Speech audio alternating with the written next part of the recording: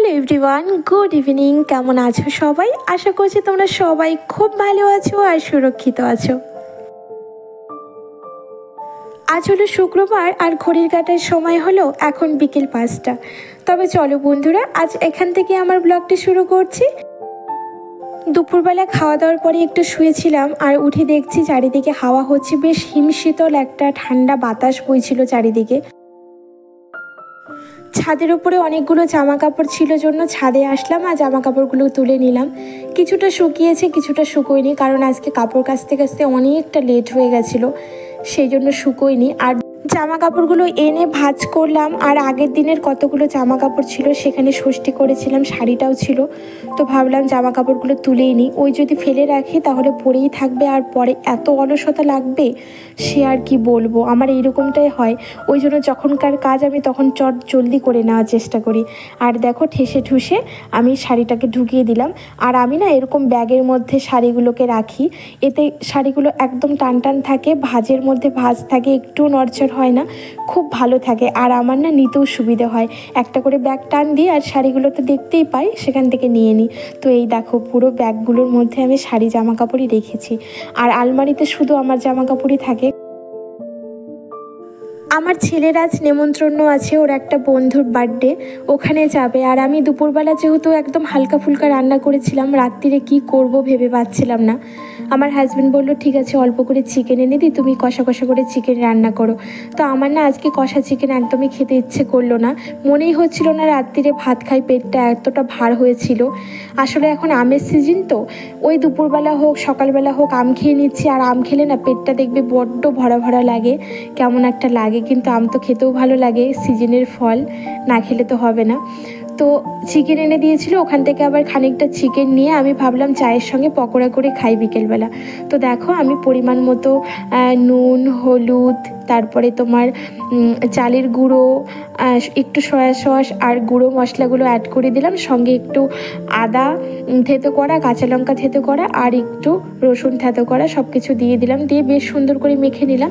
এখানে cornflour add করলে বেশি ভালো হয়, বেশ পকোড়াটা মুচমুচে হয়, কিন্তু চালের গুঁড়ো দিয়েও কিন্তু খারাপ হয় না, খুব ভালো হয়। আমি যখন করি তখন চালের গুঁড়োটাই বেশিরভাগ ইউজ করি, আমার খুব ভালো লাগে। আর এইবারে পকোড়াগুলোকে তেলের মধ্যে ভেজে নেব, তারপরে চা দিয়ে খাওয়া দাওয়া করব। মাঝে মাঝে এইরকম একটু খাবার দাবার যদি বিকেলবেলা পাওয়া যায় বেশ কিন্তু ভালো লাগে, মনটাও ভালো লাগে।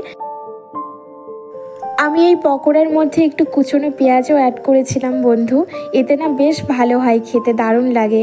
আর দেখো উল্টে পাল্টে বেশ সুন্দর করে ভেজে নিচ্ছি। আর যেহেতু বাড়িতেই খাবো সেই জন্য কড়াই ভর্তি করে একদমই তেল দিলাম না, অল্প তেলেই ভাজছি। বাড়ির একদম ঘরোয়া যেমন ডালের বড়া করি বা যে কোনো কিছুর পকোড়া করি ঠিক সেইভাবেই করছি, কারণ বেশি যদি তেল দিয়ে দিতাম তেলটা তো নষ্ট হতো।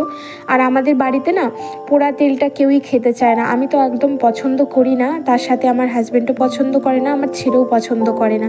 যদি কখনো পোড়া তেল থেকে যায় তাহলে হয়তো পাঁপড় টাপড় একটু ভেজে নিই, আর যদি খুব একটা বেশি থাকে ফেলে দিই। কারণ এই পোড়া তেলটা খেলে নাকি বলে কোলেস্টেরল খুব হয়, মানে বেড়ে যায় যাদের আছে, আর না হলেও না থাকলেও নাকি হওয়ার চান্স খুব থাকে, ভীষণই খারাপ। তো এই দেখো আমার পকোড়াগুলো একদম রেডি হয়ে গেছে, সঙ্গে একটু মাস্টার্ড সস আর টমেটো কেচাপ নিয়ে নিয়েছি। আমার হাজব্যান্ড আর আমি বসে চা দিয়ে পকোড়াগুলো খেলাম। আর দুপুরবেলা আমার একটা পার্সেল এসেছিলো, এটা তোমাদের সাথে একটু শেয়ার করলাম। আসলে স্কিন সিরাম আমি একটা অর্ডার করেছিলাম, আমি এই সিরামটা ইউজ করি। আমার যেহেতু প্রচণ্ড সেন্সিটিভ স্কিন, তাই স্যালিসিলিক অ্যাসিডের সিরাম ছাড়া আমি কোনো সিরামই ইউজ করতে পারি না মুখে, তাহলে প্রচণ্ড পরিমাণে পিম্পলে ভরে যায়। আর এই সিরামটা ওই জন্য আমার জন্য খুব বেস্ট। দেখতে দেখতে অনেকটা রাত্রির হয়ে গেছে, ছেলে ফোন করেছিল ওখান থেকে, তখন আমার হাজব্যান্ড কি এনেছে। আর আমি না বাকি চিকেনটা দিয়ে একটু চিলি চিকেন বানিয়ে নিয়েছি।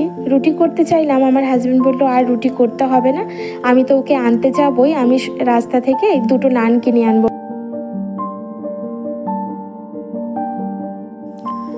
তো এটা হলো পরের দিন, শনিবার সকাল, এখন ঘড়ি কাটা 7টার মতো বাজে।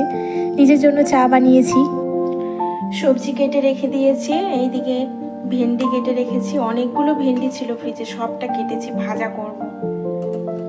আর এখানে রান্না করব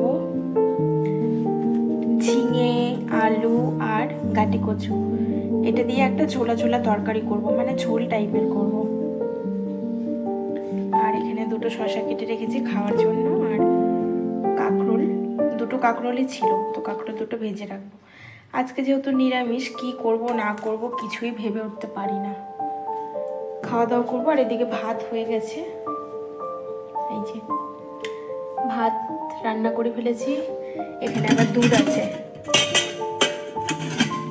আর চিয়া বীজটা খাওয়াই হয়নি, তার আগে চা খাবো।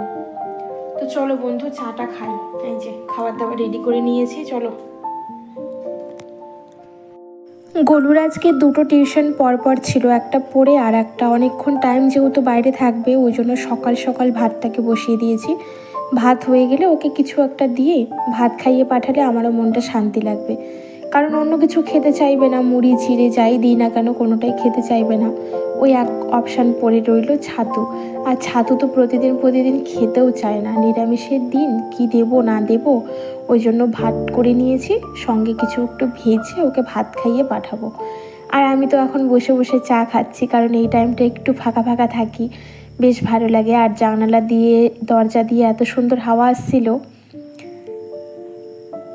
তো চা খাওয়া কমপ্লিট হয়ে গেছে, আর এখন দেখো রান্নার জন্য রেডি। আমি কড়াইয়ে তেল দিয়েছি, আর তেল দিয়ে একটু সাদা জিরে ফোড়ন দিলাম, শুকনো লঙ্কা ফোড়ন দিলাম, দিয়ে এবার সবজিটাকে বসিয়ে দিব।